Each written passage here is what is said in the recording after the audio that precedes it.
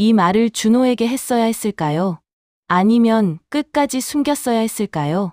지금 생각해보면 처음부터 솔직했다면 그 지옥 같은 시간들을 겪지 않아도 됐을 텐데 말이죠. 안녕하세요. 저는 정아윤입니다. 올해 35이에요. 그리고 제가 매일 출근하는 이곳, 시외버스터미널 매표소에서 일한 지 이제 꼭 1년이 됐습니다. 아침 6시부터 오후 3시까지 하루에도 수백 명의 손님을 상대하죠. 버스표 끊어드리고, 길 안내하고, 화물 접수받고, 분실물 찾아드리고, 그게 제 일이었습니다. 하지만 제 명함에는 적혀있지 않은 또 다른 정체가 있었어요. 하경운수그룹 회장 정세훈의 외동딸. 전국 17개 도시에 버스 노선을 운영하고 물류센터 5곳, 시외버스터미널 3곳을 소유한 중견기업의 후계자였죠. 아버지는 제가 대학원을 졸업하고 본사 경영기획팀에 들어간 지 딱 6개월 만에 저를 현장으로 보냈습니다. 밑바닥을 모르는 리더는 직원들 고통을 모른다. 내가 물려받을 회사라면 가장 힘든 현장부터 경험해야 한다. 명함도 특혜도 아무것도 없이요. 그냥 신입 계약직 매표원으로 시작하라고 하셨죠. 처음엔 억울했어요. 주변 친구들은 대기업 본사에서 근사한 명함 들고 다니는데 저는 유니폼 입고 매표 창구에 앉아 있어야 했으니까요. 손님들한테 반말 듣고 욕도 먹고 하루 종일 서 있다 보면 다리는 퉁퉁 붓고 그런데 신기한 게 뭔지 아세요? 3개월쯤 지나니까 이 일이 정말 사람을 보는 눈을 키워주더라고요. 하루에 수백 명을 상대하다 보면 누가 진짜 급한 사람인지 누가 그냥 짜증내는 건지 딱 보면 알게 돼요. 그리고 무엇보다 저를 정아윤 그 자체로 대해주는 사람들을 만날 수 있었습니다. 제 뒤에 붙은 회장 딸이라는 꼬리표가 아니라 그냥 매표소에서 친절하게 표 끊어주는 하윤 씨로요. 준호를 처음 본 건 제가 터미널에서 일한 지 2달쯤 됐을 때였어요. 안녕하세요. 시청교통과에서 나왔습니다. 정기안전점검 협조 부탁드립니다. 명함을 내미는 준호의 첫인상은 솔직히 어려 보였습니다. 동안이라서 그런지 26쯤 되어 보이더라고요. 그런데 일하는 모습은 달랐어요.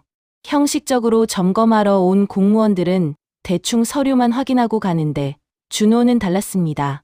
대합실 의자 다리가 흔들리는 걸 발견하면 노약자분들 위험하다며 개선 건의를 올렸고 화장실 가는 통로 턱 때문에 휠체어 이용객이 불편할 거라며 세심하게 체크했어요.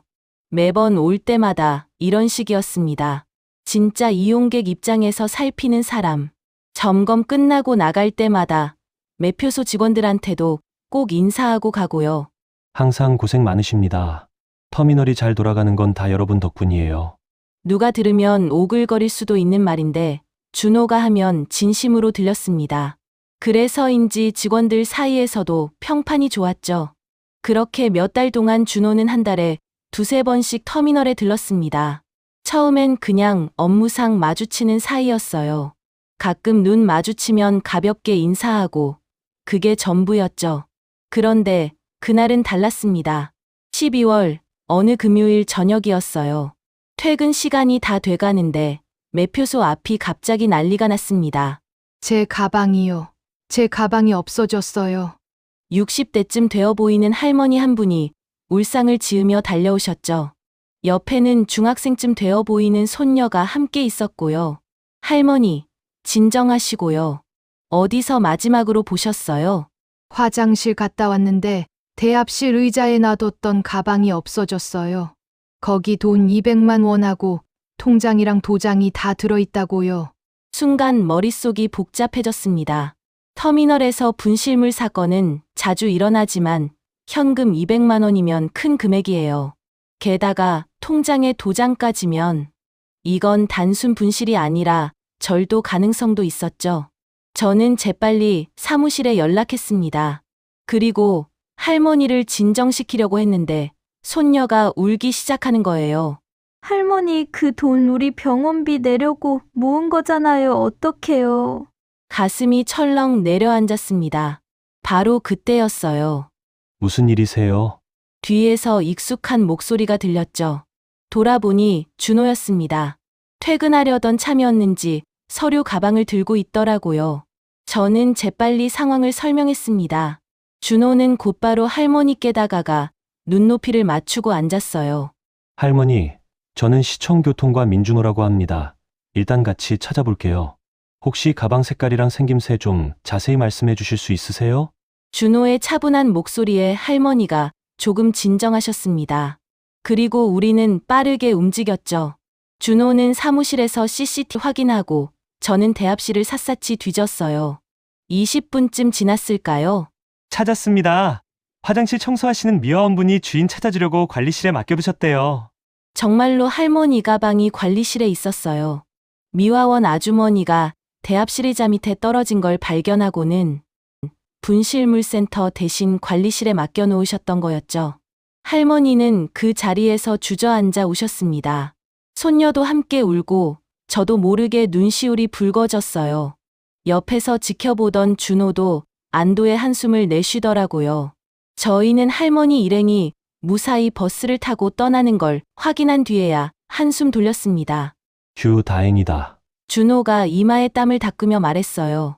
정말 다행이죠. 200만 원이면 할머니한테는 정말 큰 돈이셨을 텐데. 맞아요. 손녀 병원비라고 했잖아요. 우리는 잠시 말없이 서 있었습니다. 그리고 동시에 웃음이 터졌어요. 긴장이 풀리니까 허탈하면서도 웃음이 나오더라고요. 하윤 씨, 퇴근 시간 훨씬 넘으셨죠? 네, 괜찮아요. 이런 일은 자주 있어요. 항상 이렇게 고생하시는구나. 진짜 터미널 직원분들 대단하신 것 같아요. 준호의 말에 뭔가 가슴이 따뜻해졌습니다. 이 일을 하면서 고생하신다는 말을 진심으로 들은 게 처음이었거든요. 그때 제 배에서 꼬르륵 소리가 났습니다. 순간 얼굴이 화끈거렸죠. 저녁을 걸렀더니 혹시 근처에 밥이라도 같이 드실래요? 준호가 조심스럽게 물었습니다. 그 눈빛이 참 순수했어요. 좋아요. 근데 이 시간에 문 연대가 있으려나. 터미널 2층에 분식집 있지 않아요? 거기 24시간이잖아요. 우리는 그렇게 터미널 2층 구석에 있는 작은 김밥 천국으로 갔습니다. 금요일 밤 9시, 막 퇴근한 사람들로 북적이는 시간이었죠. 참치김밥에 라면을 먹으면서 우리는 이런저런 이야기를 나눴습니다. 준호는 시청에 들어온 지 5년 됐다고 했어요. 교통과에서 버스 노선, 터미널 관리, 교통민원 처리 같은 일을 한다고 했죠. 사실 제가 이 일을 선택한 이유가 있어요. 준호가 라면 국물을 후루룩 마시며 말했습니다. 어렸을 때 어머니랑 버스 타고 이동하는 게 일상이었거든요. 아버지 일찍 돌아가시고 어머니가 혼자 저 키우시느라 고생 많이 하셨어요. 그때 버스 기사님들, 터미널 직원분들이 저희 어머니한테 정말 친절하게 대해주셨어요. 그래서 생각했죠. 나중에 커서 이런 일 하는 사람들한테 도움이 되고 싶다고. 준호의 이야기를 듣는데 뭔가 코끝이 찡해졌습니다. 이 사람, 진짜 착한 사람이구나. 멋지시네요. 아니에요. 그냥 제가 받은 만큼 돌려주고 싶었어요. 우리는 그날 밤 2시간 넘게 이야기했습니다. 일 이야기, 사는 이야기, 별것 아닌 일상 이야기들. 그런데 신기하게도 전혀 지루하지 않았어요. 헤어질 시간이 됐을 때 준호가 조심스럽게 물었습니다. 하윤 씨, 혹시 다음에 또 밥 같이 먹어도 될까요? 제 대답은 빨랐습니다. 좋아요. 그렇게 우리는 자연스럽게 가까워졌습니다. 준호는 업무 때문에 터미널에 올 때마다 제 근무 시간을 확인하고 퇴근 시간 맞춰서 왔어요. 그리고 우리는 함께 밥을 먹었죠. 어떤 날은 김밥 천국에서, 어떤 날은 터미널 근처 칼국수집에서, 어떤 날은 편의점 도시락을 사서 터미널 옥상에 올라가 야경을 보며 먹기도 했습니다. 하윤 씨는 왜 이 일을 선택하셨어요? 준호가 어느 날 물었습니다. 저는 사실대로 말해야 할지 잠시 망설였어요. 사람 만나는 게 좋아서요.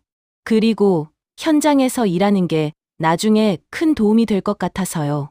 거짓말은 아니었습니다. 다만 전부를 말하지 않았을 뿐이죠.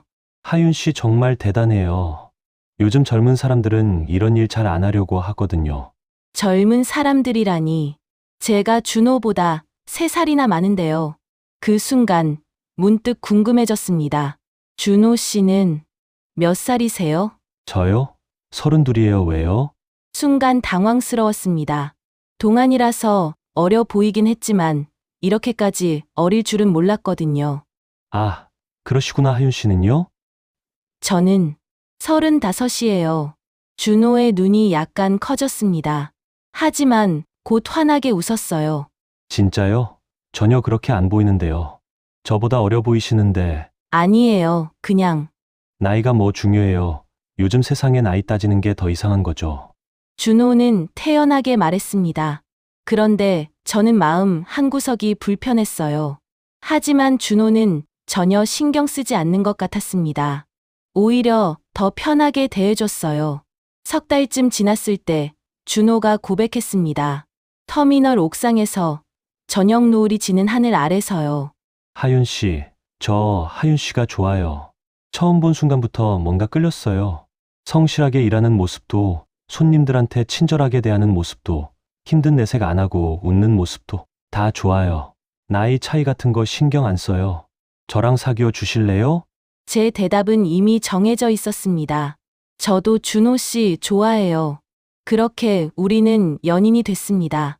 처음으로 제 배경이 아닌 정하윤 그 자체를 봐주는 사람을 만난 것 같았어요. 하지만 저는 끝까지 말하지 못했습니다. 제가 하경운수 그룹 회장의 딸이라는 사실을요. 나중에 말하면 돼. 조금 더 가까워지면 그때 말해도 늦지 않아. 저는 그렇게 생각했습니다. 하지만 그게 얼마나 큰 실수였는지 그때는 몰랐습니다. 그리고 10개월 후 준호의 어머니를 만나게 되는 그날까지도 몰랐죠. 제 인생에서 가장 끔찍한 악몽이 시작될 줄은요. 3살 어린 남자를 만난다는 것, 그게 어떤 의미인지, 특히 그 남자의 어머니에게는 어떻게 보일지, 저는 전혀 생각하지 못했던 겁니다. 준호와 사귄 지 10개월째 되던 날이었습니다. 하윤아, 우리 이제 엄마한테 인사드리러 가자. 준호가 조심스럽게 꺼낸 말이었죠. 사실 저도 예상은 하고 있었어요. 우리 나이가 나이인데다 준호는 늘 진지하게 저를 대했으니까요. 어머니 뵙고 싶긴 한데 내가 너무 긴장될 것 같아. 괜찮아, 우리 엄마 되게 좋으신 분이야. 하윤이 보면 분명히 좋아하실 거야. 준호는 자신 있게 말했습니다. 어머니 자랑을 정말 많이 하는 사람이었거든요. 혼자서 자기를 키우느라 고생하신 분이라면서 세상에서 가장 강하고 따뜻한 사람이라고 했죠. 엄마가 동네에서 미용실 하시는데 손님들이 엄마 인품 보고 오신대.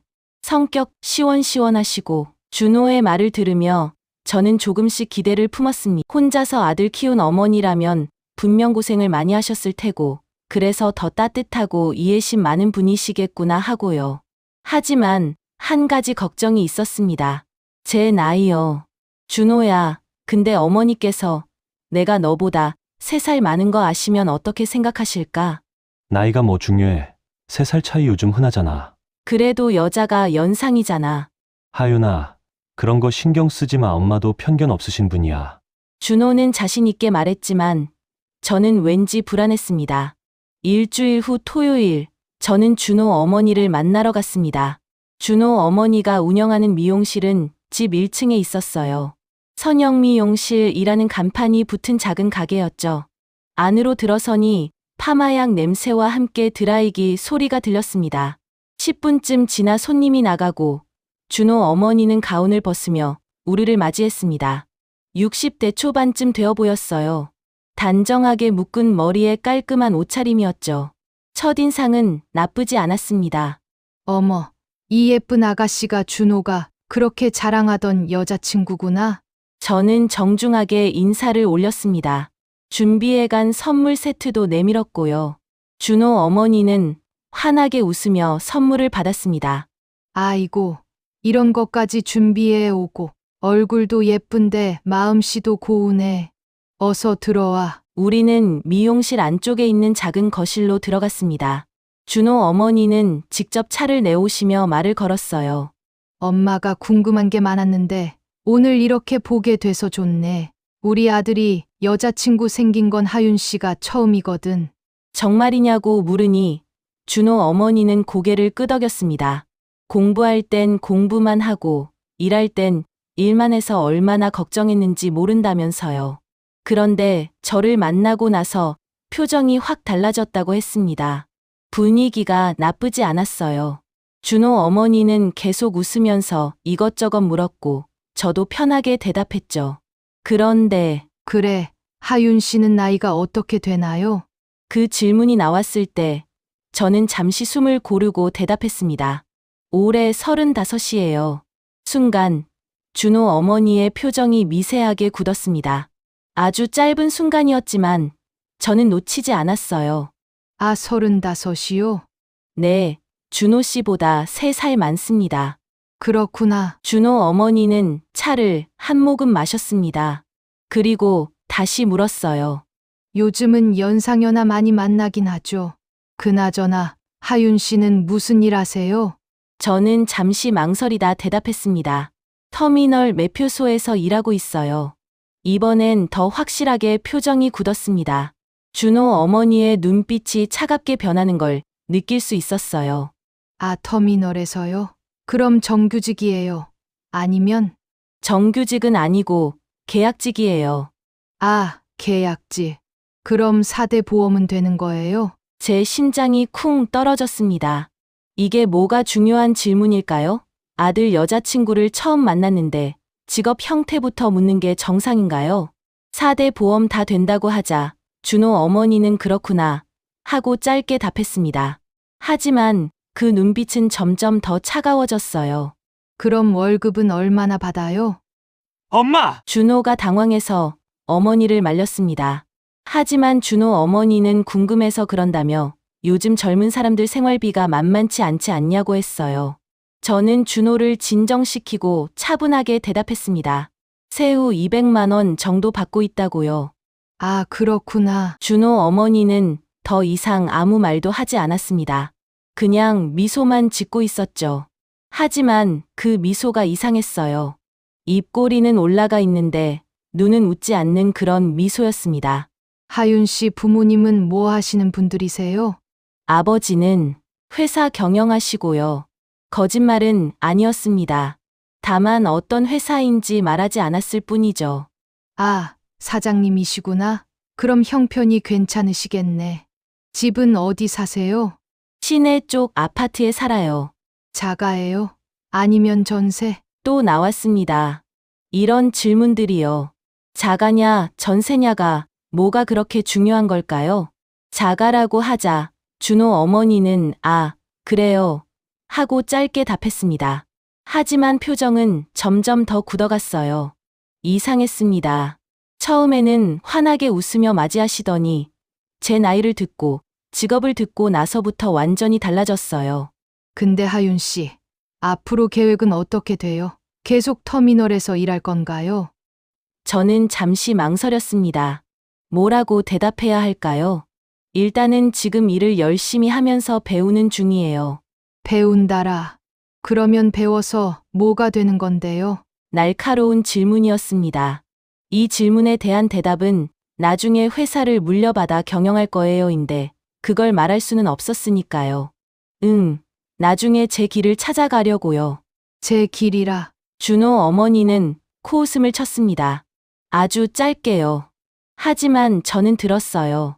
분위기가 정말 이상해졌습니다. 준호도 눈치를 챘는지 어색하게 웃으며 화제를 돌리려 했죠. 점심 뭐 먹을까 하면서요. 준호 어머니는 주방으로 가서 음식을 내왔습니다. 김치찌개에 생선구이, 나물 반찬들. 정성스럽게 준비하신 게 보였어요. 식사 시간은 더 지옥이었습니다. 준호 어머니는 계속해서 저를 품평했어요. 겉으로는 웃으면서요. 하윤 씨, 밥은 자주 해 먹어요. 집에서 해 먹는 편이라고 하자 터미널에서 일하면 불규칙하지 않냐며 그럼 제대로 챙겨 먹기 힘들 텐데 라고 했습니다. 요즘 젊은 여자들은 집안일 잘 못하잖아요. 그런데 하윤 씨는 나이가 35이면 이제 결혼 정년기도 지났는데 결혼 정년기가 지났다니요. 요즘 세상에 그런 말을 하시다니요. 그리고 계약직이면 불안정하잖아요. 우리 준호는 공무원이라 안정적인데 배우자도 안정적인 직업을 가져야 나중에 애들 키우기도 좋고. 저는 포크를 들고 있던 손이 멈췄습니다. 아직 결혼 이야기도 나오지 않았는데 벌써 이런 말씀을 하시다니요. 어머니, 요즘은 부부가 함께 합니다. 아이고, 그런 말은 책에나 나오는 거지. 현실은 달라요, 하윤 씨. 특히 나이 차이도 있고 여자가 연상이면 더 잘해야 하는 거 아니에요? 여자가 연상이면 잘해야 한다니요. 저는 기가 막혔습니다. 나이 많다는 말을 이렇게 직접적으로 듣다니요. 그리고 솔직히 말할게요. 우리 준호는 괜찮은 남자예요. 공무원에 성실하고 착하잖아요. 근데 하윤 씨는 나이도 많고 터미널 매표원이고 계약직이고 좀 안 맞는 거 아닌가요? 순간 숨이 막혔습니다. 엄마, 그게 무슨 말씀이세요? 준호가 버럭 소리를 질렀습니다. 저도 준호가 그렇게 큰 소리 내는 걸 처음 봤어요. 왜? 엄마가 틀린 말 했어? 나이도 3살이나 많고 직업도 불안정한데 너한테 가당키나 해? 하윤 씨는 성실하고 훌륭한 사람이에요. 나이가 뭐가 중요하고 직업이 뭐가 중요해요? 나이도 중요하고 직업도 중요하지. 세상이 다 그렇게 돌아가는 거야. 준호 어머니의 목소리가 높아졌습니다. 하지만 저를 향해서는 여전히 웃고 있었어요. 정말 소름 끼치는 미소였습니다. 하윤 씨, 기분 나쁘게 들리면 미안한데 엄마 입장도 이해해줘요. 아들 하나 혼자 키우느라 내가 얼마나 고생했는데 그 아들이 이제 좋은 여자 만나서 잘 살았으면 하는 게 부모 마음이잖아요. 좋은 여자, 그게 저는 아니라는 뜻인가요? 우리 준호는 공무원이에요. 안정적이고 미래가 보장된 직업이지. 근데 하윤 씨는 계약직 매표원이고 솔직히 미래가 불투명하잖아요. 게다가 나이까지 많으면. 어머니! 저는 더 이상 참을 수가 없었습니다. 제가 준호 씨보다 나이가 많은 게 문제인가요? 제 직업이 문제인가요? 문제까지는 아니지만 솔직히 좀 그렇잖아요. 남자가 연하면 여자가 더 잘해줘야 하는 건데 하윤 씨는 뭘 해줄 수 있어요? 저는 조용히 숟가락을 내려놓았습니다. 잘 먹었습니다, 준호 씨. 저 나갈게요. 저는 자리에서 일어났습니다. 준호가 황급히 따라 나왔어요. 미용실 문을 나서는데 뒤에서 준호 어머니의 목소리가 들렸습니다. 저는 그대로 걸었어요. 눈물이 날 것 같아서 빨리 그 자리를 벗어나고 싶었습니다. 하윤아, 기다려. 준호가 제 팔을 잡았습니다. 정말 미안해. 엄마가 왜 저러시는지 모르겠어. 평소에는 안 그러시는 분인데. 준호 씨, 솔직하게 말해줘. 어머니가 평소에 며느리감에 대해 말씀 많이 하셨죠? 준호는 여전히 침묵했습니다. 왜 미리 말하지 않았어? 저는 한숨을 쉬었습니다. 하윤아, 그래도 우리는. 준호 씨, 나 오늘 집에 가서 생각 좀 해볼게. 하윤아. 연락할게. 저는 그렇게 준호를 뒤로 하고 걸어갔습니다. 그 사람한테 계속 전화가 왔지만 저는 받지 않았습니다. 지금 그 사람 목소리를 들으면 울 것 같았거든요. 나를 무시했던 준호의 어머니의 말을 생각하니 화가 났습니다. 하지만 가장 화가 났던 건 따로 있었습니다. 준호가 그 자리에서 저를 제대로 지켜주지 못했다는 거였어요. 집에 도착했을 때 준호에게서 문자가 왔습니다. 하윤아, 정말 미안해. 엄마한테 내가 제대로 이야기할게. 오해 풀게. 너무 상처받지 마. 오해라니요. 오해가 아니었어요. 준호 어머니는 진심으로 저를 무시한 거였죠. 저는 문자에 답장하지 않았습니다. 그날 밤 저는 잠을 이룰 수가 없었습니다.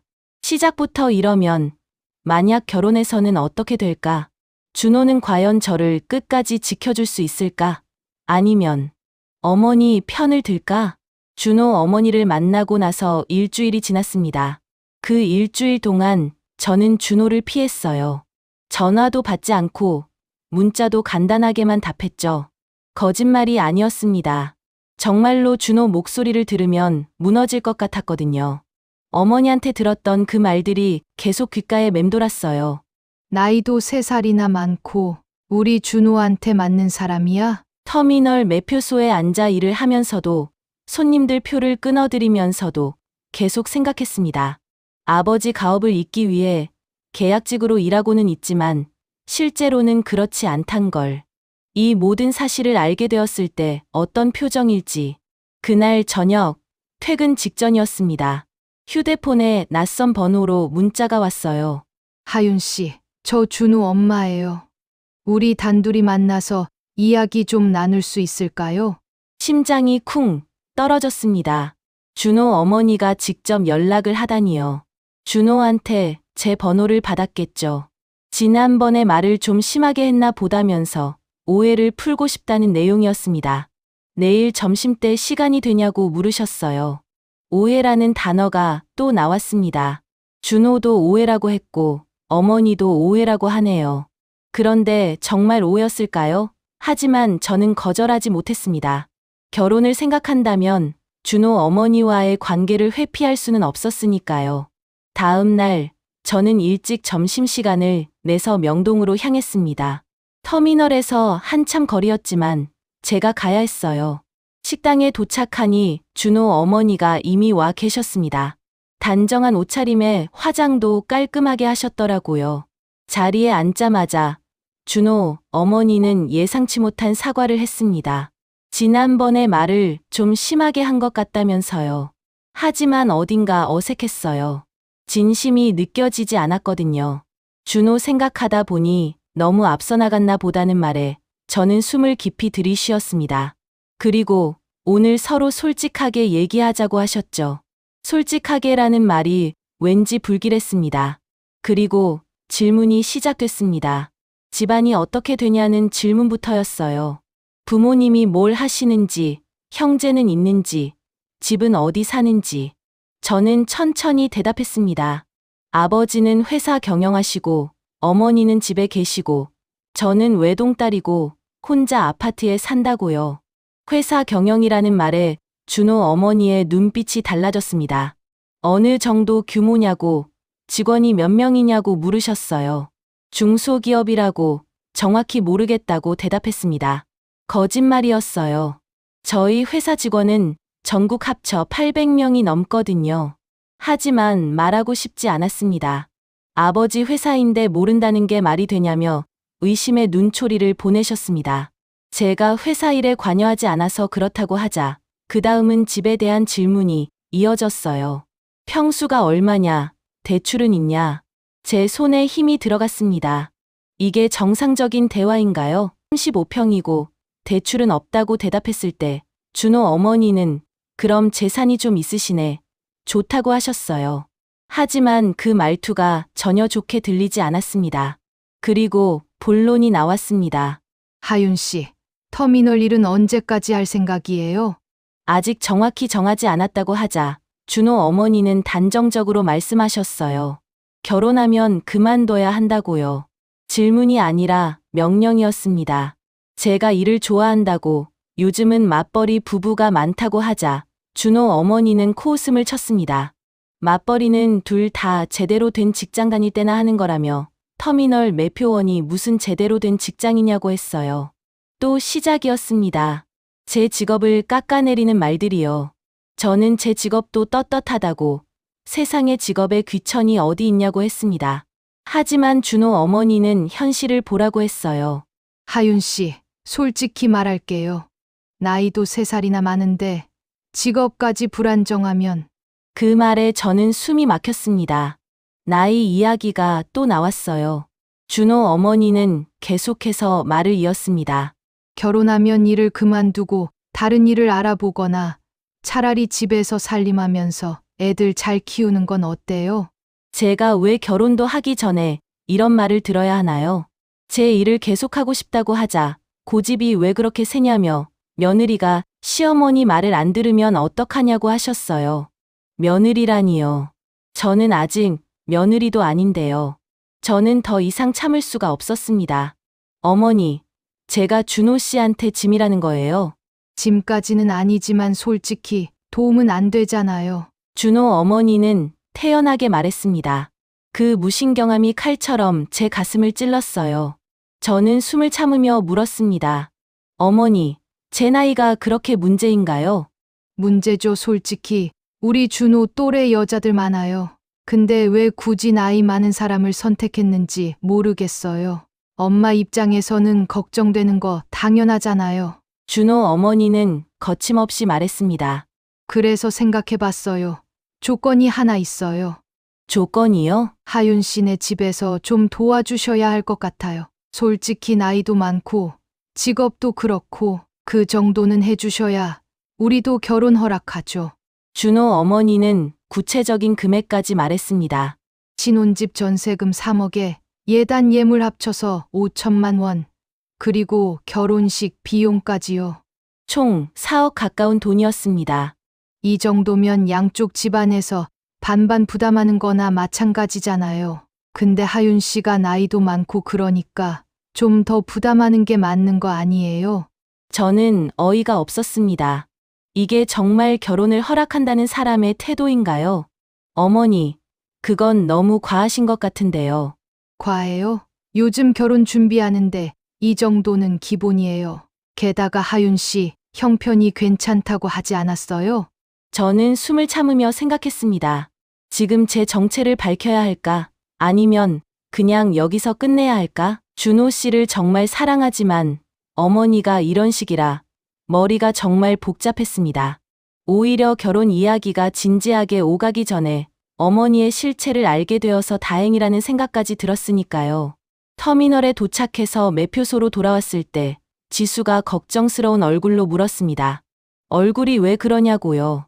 지수야, 사랑하는 사람의 부모가 나를 싫어하면 어떻게 해야 해? 특히 내 나이 때문에? 지수는 한숨을 쉬었습니다.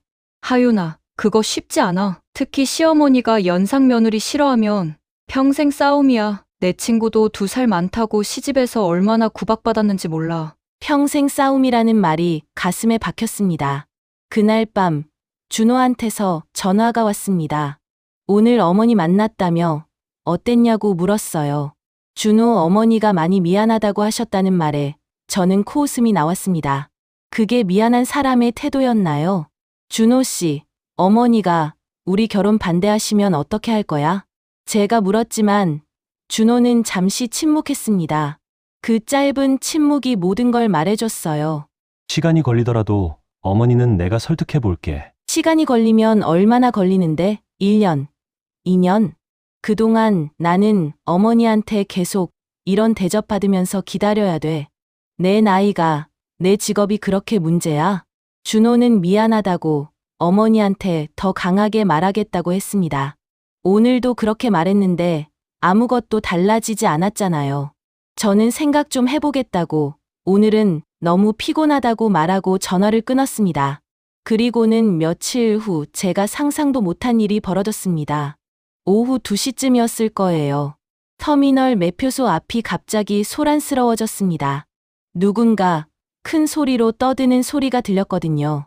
고개를 들어보니 준호 어머니였습니다. 제가 일하는 터미널로 직접 찾아오신 거예요. 그것도 손님들이 가득한 한낮에요. 그 순간 제 심장이 쿵 떨어졌습니다. 설마 여기서 무슨 일을 벌이려는 건 아니겠죠? 하지만 제 불안은 현실이 되었습니다.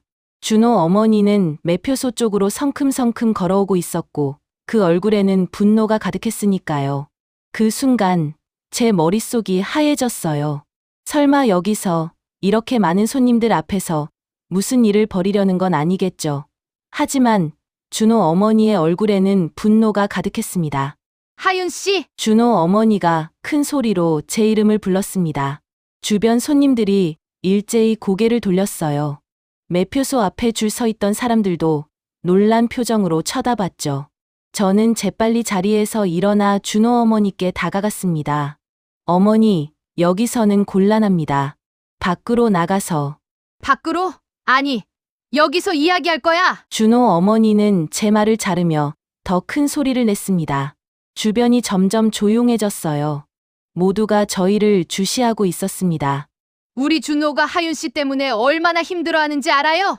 매일 밥도 제대로 안 먹고 일도 손에 안 잡힌다고. 제 얼굴이 화끈거렸습니다. 이게 정말 현실인가요? 이렇게 많은 사람들 앞에서 이런 이야기를요?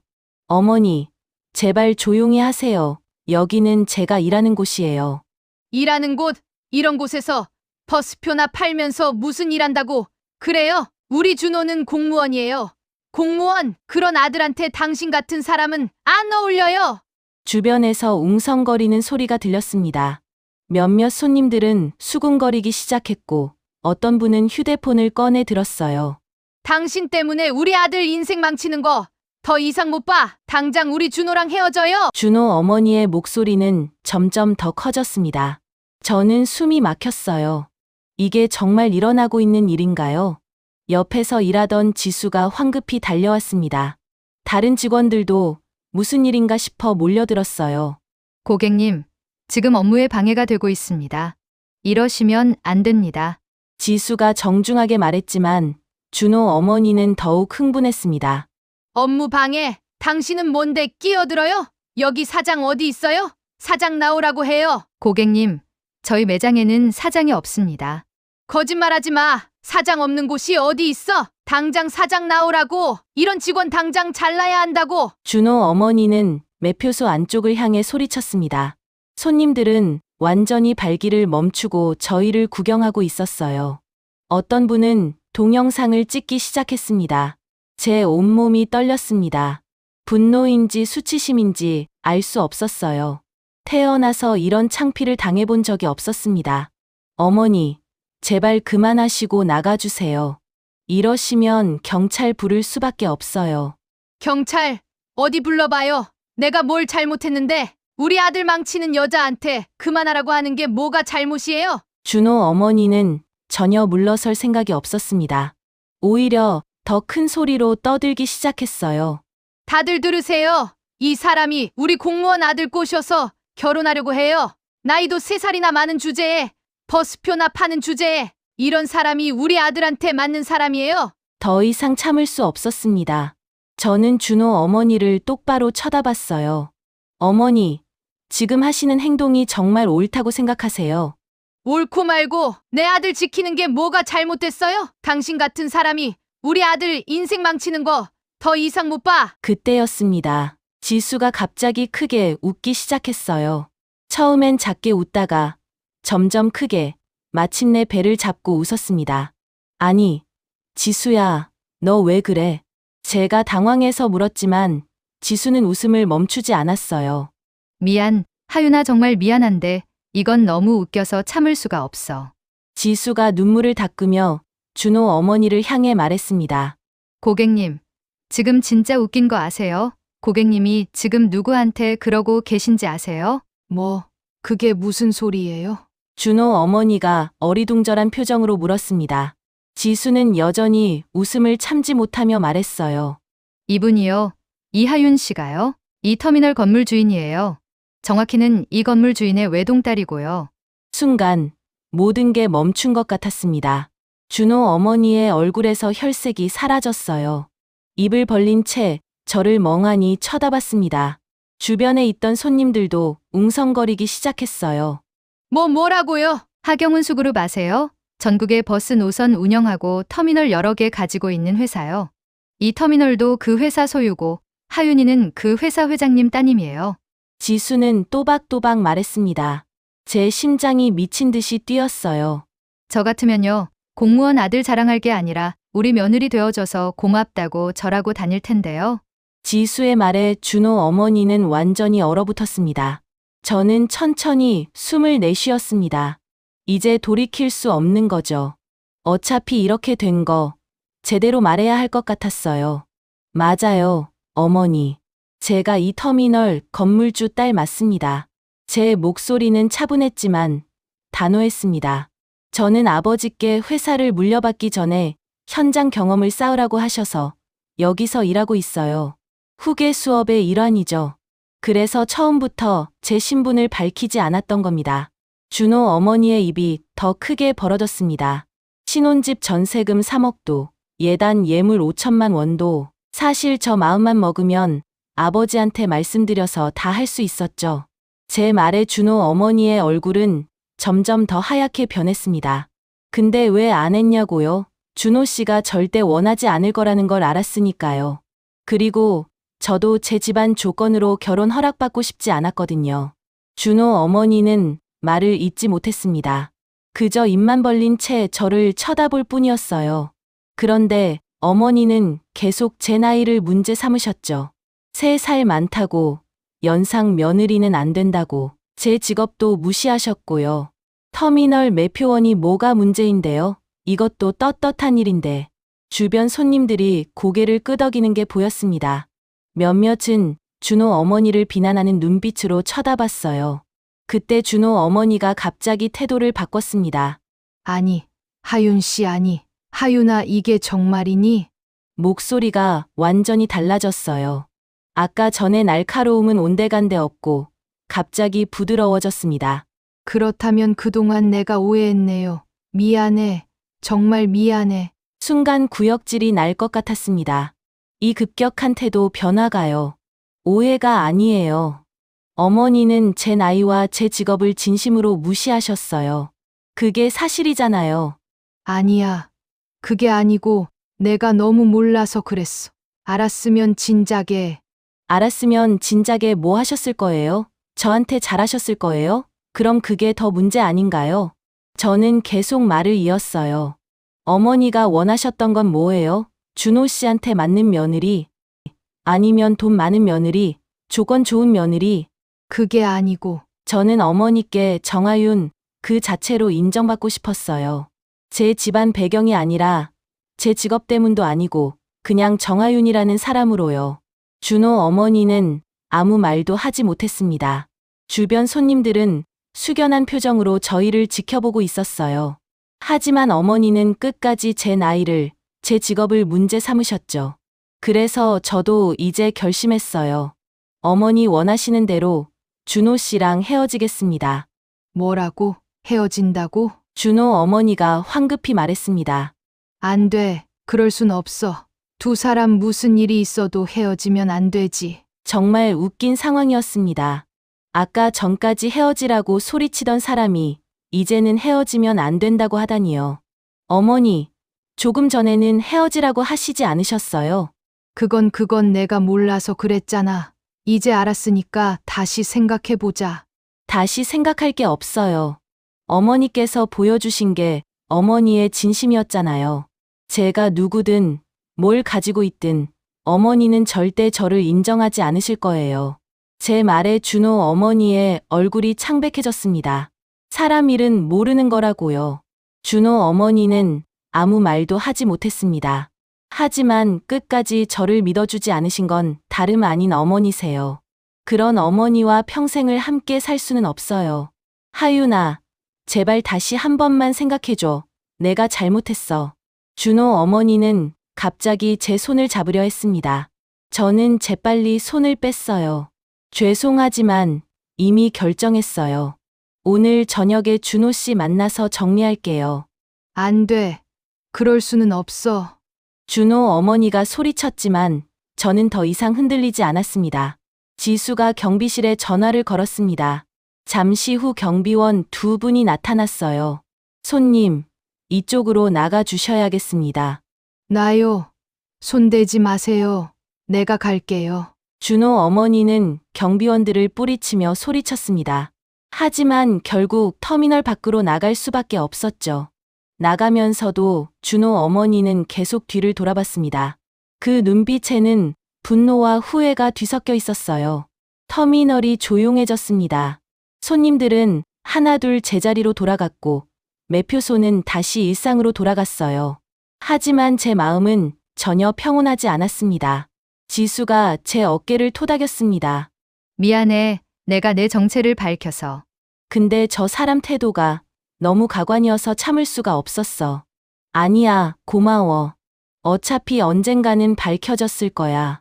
그날 저녁, 저는 준호를 만났습니다. 준호는 이미 어머니한테서 모든 이야기를 들었다고 했어요. 그리고 정말 미안하다고, 자기가 제대로 보호하지 못해서 미안하다고 계속 사과했습니다. 하지만 저는 이미 결심한 상태였어요. 준호 씨, 우리 헤어지자. 준호의 얼굴이 일그러졌습니다. 하지만 저는 물러서지 않았어요. 아무리 너를 사랑해도 내 어머니를 내 시어머니로 모시며 살 수는 없을 것 같아. 내가 감당할 수 있는 분이 아니셔. 하윤아, 우리가 결혼하고 안 보고 산다고 해도 내 어머니는 우리를 포기하지 않으실 거야. 계속 괴롭히실 거고. 준호는 아무 말도 하지 못했습니다. 그것이 사실이라는 걸 알고 있었으니까요. 정말 미안해, 하윤아. 내가 제대로 지켜주지 못해서. 아니야, 내 잘못이 아니야. 그냥 우리 인연이 여기까지였던 거지. 우리는 그렇게 헤어졌습니다. 서로를 사랑했지만 세상이 허락하지 않았던 사랑이었죠. 하지만 저는 후회하지 않았습니다. 제 나이를, 제 직업을, 제 가치를 인정하지 않는 사람들과는 함께할 수 없다는 걸 배웠으니까요. 그리고 언젠가는 저를 있는 그대로 사랑해줄 사람을 만날 거라는 확신이 들었습니다. 그날 밤, 집으로 돌아가는 길에 문득 생각했습니다. 어쩌면 이 모든 일이 더 나은 미래를 위한 과정이 아니었을까 하고요. 준호와 헤어진 후, 저는 한동안 굉장히 힘든 나날을 보냈습니다. 정말로 많이 사랑했던 사람이었거든요. 헤어진다고 바로 잊을 수 있는 게 아니었습니다. 매일 아침 눈을 뜨면 준호 생각이 났고, 터미널에서 일하다가도 문득 그 사람이 보고 싶어졌죠. 특히 힘들었던 건 제가 내린 결정이 옳았는지 계속 의심했다는 거예요. 혹시 내가 너무 성급하게 판단한 건 아닐까? 조금만 더 참았으면 어땠을까? 그런 생각들이 끊임없이 저를 괴롭혔습니다. 헤어진 지 일주일쯤 지났을 때였습니다. 준호 씨 어머니가 터미널로 찾아오신 거였죠. 하윤아, 제발 우리 다시 이야기 좀 하자. 어머니, 더 이상 할 말 없어요. 저희는 이미 끝났습니다. 끝나다니. 그게 어디 말이 돼? 너희 두 사람 그렇게 잘 어울렸잖아. 잘 어울린다고요? 얼마 전까지만 해도 안 어울린다고 하시더니 이제는 잘 어울린다고 하시네요. 어머니, 저희 집 배경을 아시기 전에는 안 어울린다고 하셨잖아요. 그건 내가 몰라서 그랬어. 이제 알았으니까 다르지. 뭐가 다른데요? 저는 그때나 지금이나 똑같은 정하윤인데요. 준호 어머니는 할 말을 잃었습니다. 저는 차갑게 말을 이었어요. 어머니가 원했던 건 정하윤이 아니라 버스회사 대표 딸이었죠. 그게 문제예요. 그때 준호가 달려왔습니다. 숨을 헐떡이며 어머니를 말렸어요. 엄마, 그만하세요. 하윤 씨 이제 괴롭히지 마세요. 괴롭혀. 내가 우리 며느리 데려오려는데 그게 괴롭히는 거니? 며느리가 아니에요. 엄마 우리 헤어졌어요. 준호의 단호한 목소리에 준호 어머니는 당황했습니다. 준호야, 내가 미쳤니? 이런 좋은 며느리감을 어디서 다시 찾겠다고. 엄마, 하윤 씨는 며느리감이 아니에요. 그걸 엄마는 끝까지 이해 못 하시잖아요. 준호의 말에 저는 놀랐습니다. 처음으로 준호가 어머니한테 제대로 된 말을 하는 걸 본 거였어요. 그러니까 이제 그만하세요. 하윤 씨한테 더 이상 미안한 짓 하고 싶지 않아요. 준호 어머니는 믿을 수 없다는 표정으로 아들을 쳐다봤습니다. 하지만 준호는 흔들리지 않았어요. 결국 준호 어머니는 울면서 돌아갔습니다. 우리는 그렇게 진짜 마지막 인사를 나눴습니다. 하지만 그것이 끝이 아니었어요. 지난번 터미널에 와서 소란을 피웠을 때 누군가가 찍은 영상을 온라인 커뮤니티에 올린 것이었습니다. 영상 속에서 준호 어머니는 소리를 지르며 저를 모욕하고 있었어요. 그리고 제 정체가 밝혀진 후 태도가 180도 바뀌는 모습까지 다 담겨 있었죠. 영상은 순식간에 퍼져나갔습니다. 각종 커뮤니티에 심지어 뉴스 기사까지 나왔어요. 버스회사 대표 딸인지 모르고 무시하다 망신당한 예비 시어머니, 공무원 아들 자랑하다 역관광 당한 중년 여성. 준호 어머니는 순식간에 인터넷 망신의 주인공이 되었습니다. 준호한테서 연락이 왔어요. 어머니가 외출도 못하고 집에만 계신다고, 미용실도 손님이 끊겨서 문을 닫게 됐다고 했습니다. 솔직히 동정심은 들지 않았어요. 자업자득이었으니까요. 하지만 준호는 달랐습니다. 어머니 때문에 직장에서도 눈치가 보인다고, 동료들이 수군거린다고 했어요. 시청 공무원인데 어머니가 그런 망신을 당하니 본인도 힘들다고 했죠. 하윤 씨, 정말 미안해. 우리 엄마 때문에 너까지 고생했는데. 아니야. 준호 씨, 나는 괜찮아. 오히려 진실이 밝혀져서 다행이야. 엄마가 정말 후회하고 계셔. 자기가 잘못했다고. 내가 얼마나 좋은 사람인지 이제야 알았다고. 준호야, 그건 여전히 내 배경을 보고 하는 말이잖아. 나라는 사람을 보는 게 아니라. 준호는 아무 말도 하지 못했습니다. 준호야, 너는 좋은 사람이야. 하지만 어머니한테서 자유로워질 수 없는 한 너는 행복할 수 없을 거야. 알아. 나도 알아, 하윤아. 정말 미안하고 고마웠어. 우리는 그렇게 진짜 마지막 통화를 끝냈습니다. 그리고 시간이 흘렀습니다. 3개월쯤 지났을까요? 저는 본사로 복귀했습니다. 터미널에서의 1년 반 현장 수업을 마친 거였죠. 아버지는 저를 자랑스럽게 바라보며 말씀하셨어요. 하윤아, 내가 현장에서 많이 배웠구나. 이제 진짜 경영을 배울 시간이야. 네, 아빠, 정말 많이 배웠어요. 특히 사람을 보는 눈을요.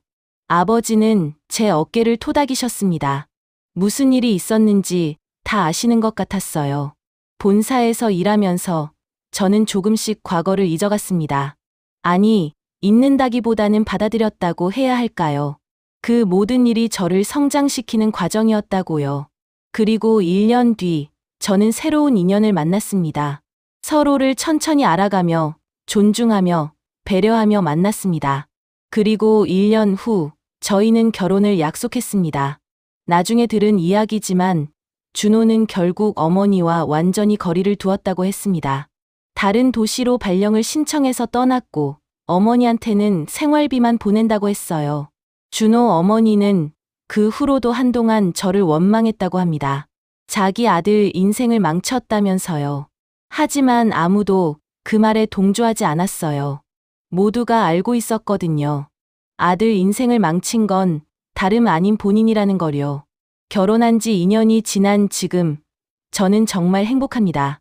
도연 씨와 저는 서로를 존중하며 살고 있어요. 시어머니는 저를 딸처럼 아껴주시고 저도 진심으로 어머니를 모시고 있습니다. 회사 일도 순조롭습니다. 아버지께서 조금씩 경영권을 넘겨주고 계시고 저는 터미널에서 배운 경험을 바탕으로 직원들을 더 잘 이해하고 배려하려 노력하고 있어요. 가끔 생각합니다. 만약 그때 준호와 헤어지지 않았다면 어땠을까? 아마도 저는 평생 준호 어머니의 간섭과 무시 속에서 살았겠죠. 제 가치를 스스로 깎아내리며 불행하게 살았을 거예요. 그 결별이 없었다면 지금의 행복도 없었을 겁니다. 여러분께 말씀드리고 싶어요. 사랑은 혼자 하는 게 아닙니다. 두 사람이 서로를 지켜주고 존중하고 배려할 때 비로소 완성되는 거예요. 그리고 결혼은 조건이나 배경이 아니라 그 사람 자체를 보고 하는 겁니다. 나이가 많든 적든 직업이 무엇이든 그건 중요하지 않아요. 중요한 건 그 사람이 나를 어떻게 대하느냐, 나를 어떻게 지켜주느냐입니다. 저를 나이 많다고 직업이 불안정하다고 무시했던 준호 어머니. 하지만 지금 저는 당당합니다. 제 나이도 제 경험도 제가 걸어온 모든 길이 자랑스럽거든요. 그리고 그 모든 것을 있는 그대로 사랑해주는 사람을 만났으니까요. 여러분도 그런 사람을 만나셨으면 좋겠습니다. 여러분의 조건이 아닌 여러분 자체를 사랑하는 사람을요. 끝까지 들어주셔서 감사합니다. 여러분 모두 행복하시길 진심으로 바랍니다.